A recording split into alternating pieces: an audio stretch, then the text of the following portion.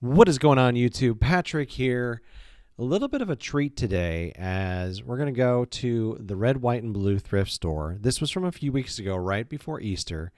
And Amber and I went over to her parents' house for Easter and just decided, like, hey, on the way there, why don't we go to red, white, and blue? And so I don't get out here very often, you guys. It's about, I don't know, maybe half an hour away, which isn't too far, but it's just kind of out of the way for us, right? It's just not in the direction we normally go for this kind of stuff. But I honestly love it. This is one of my favorite thrift stores in Connecticut, and always find some good stuff here. I've been trying to break into Amazon, and so I always find good stuff for Amazon here. So I really wanted to do that. You can see I'm looking at a Jim Shore Angel there. They don't sell for a lot of money, usually like $15 to $20, but if you can get it for the right price, it's not bad. But you can see I'm like fingering something there, which was definitely broken. And that's kind of the theme at the first part of this thrift store this day was everything I thought was interesting was broken. You guys, if you've watched my channel often enough, you also know that I love to resell Nordic ware. It is bunt pans mostly, right? Bakeware. And it is pretty good. It sells easily. There's usually no moving parts, that kind of stuff. But right, I just did not find it in here. Normally I find piles of it in this thrift store. I just did not this week. There's a couple Department 56ers. Of course, just like I said about the other stuff, broken. Did not do a good job of turning my camera up there. But yeah, there was two of them up there. I thought I was doing really well. I was like, I'm so excited. Maybe they're a reasonable price, which they were, but both were broken, of course, which stunk. And then here was Amber. She's on a little bit of a personal mission, and she'd been looking for a cheese cutter, which I think we bought that exact one like literally the day before. So she thought that was really funny that we found it again.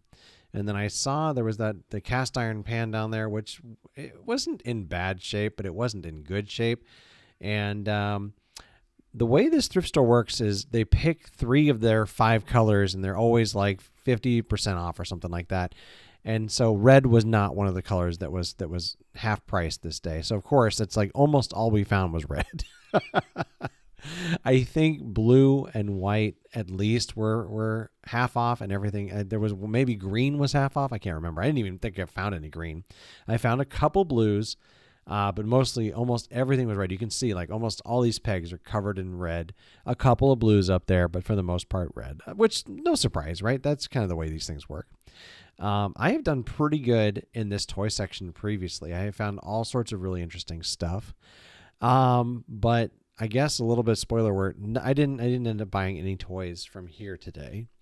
There was a really nice bag, which I'll come back to, that I almost bought, but the price was just kind of like right on the border.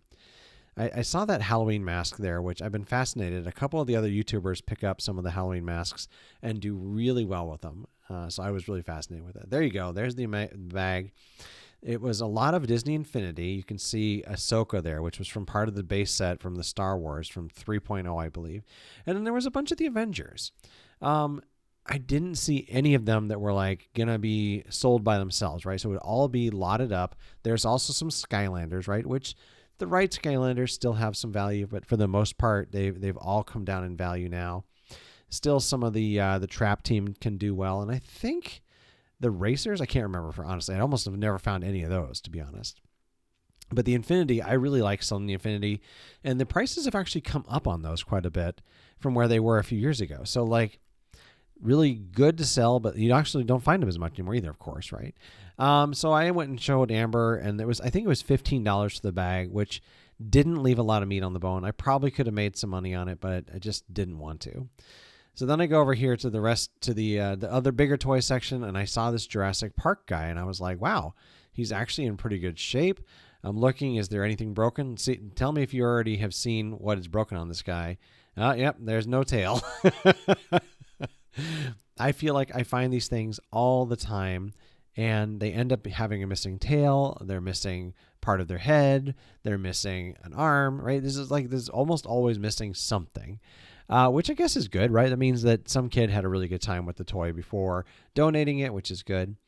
I did see this brand new thing. I don't think I haven't ended up looking it up even, but I was like, I'm always fascinated with brand new stuff do pretty well if you find the right thing.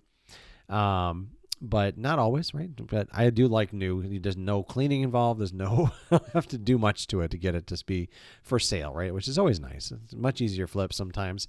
And right, I'm part-time. So part-time, the easier sometimes can be the better. I kind of joke and say, well, I'm doing Easy Bay. So Amber shows me, how about this? How about payday? And that was a joke from a couple weeks ago where I told her, I actually interrupted her. She was talking to me and I told her that was my favorite game growing up. So now she saw it again, which I thought was really neat. So we did end up buying that Gravitrax.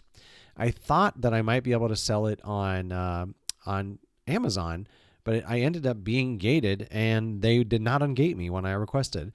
So it looks like it still will sell on eBay. Stay to the end. I'll put up all the comps and stuff like I've been doing with the live garage sale videos lately at the end. I really like that process now.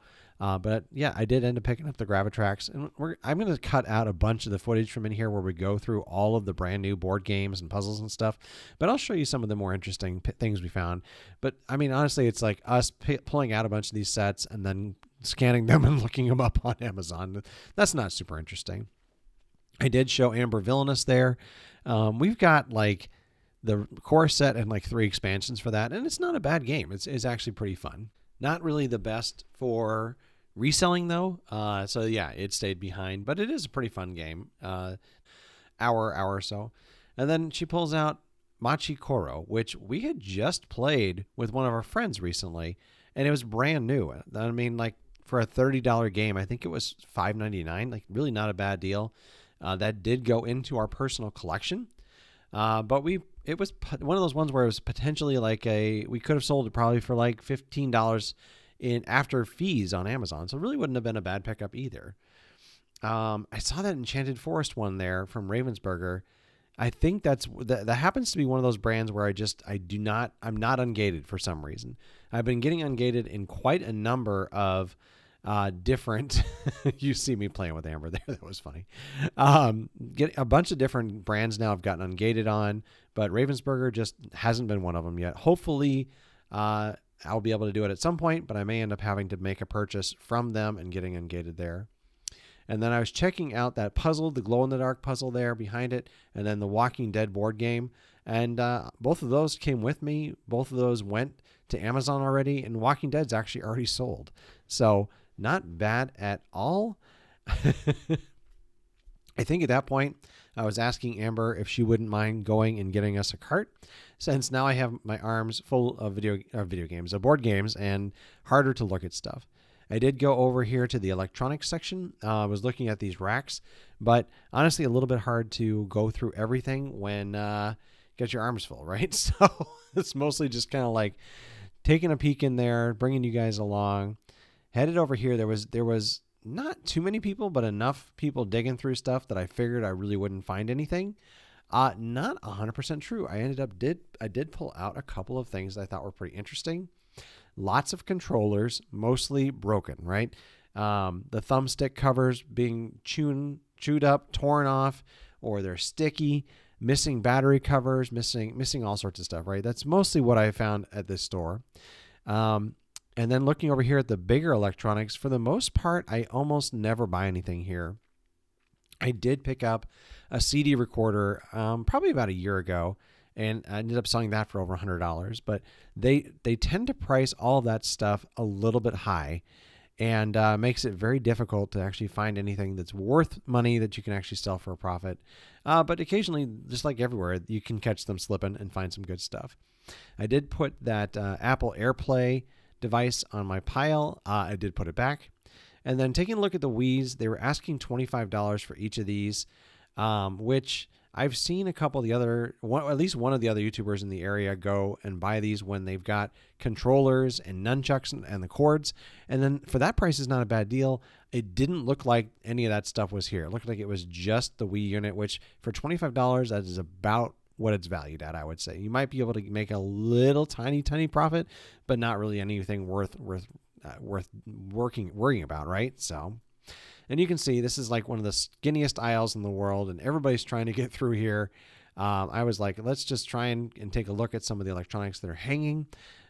Somebody said you should be checking out the hair straighteners that have different colored paddles on it, right? The parts that touch your hair. So I've been taking a look at that. I'm looking for brands mostly, right? That's how I do my research, is I look up different brands and then just go and try and see if I can find some of those. And, then I can pay attention to those categories. And then out of the corner of my eye, I see this Villaware sitting there for $5.99, which, yeah, that's going in my cart. Easy. I definitely bought that. Like I said, stick around to the end. I'll put the comps up for that at the end as well. Probably you won't be surprised at what it's worth. They're always a good pickup. There's a Ninja coffee maker, like one of the coffee stations down there. Those sell kind of terribly by themselves. But the key with those is to part them out. Like the water well sells, the coffee holder sells, the pitcher sells. But the price on it, again, I think they wanted like $50 for it. So that wasn't coming with me. And of course, like I said, skinny aisle, nobody really seems to really understand space, right? They're all just taking their time, which I understand. I want to take my time too, but it makes it a little more difficult to try and take a look at what's over here. And the bad news, I guess, was that I didn't really see anything over on this side that was worth waiting for. What are you going to do? We'll head down to the other end where there's a few brand new items down there, which are always fun to go through. Like I said, I usually just pull a lot of the brand new stuff down, take a look on eBay, scan it. Let's see if it's worth anything. The hard part is if it's been here and for a while, it's usually been scanned a lot by people, but you never know what you're going to find.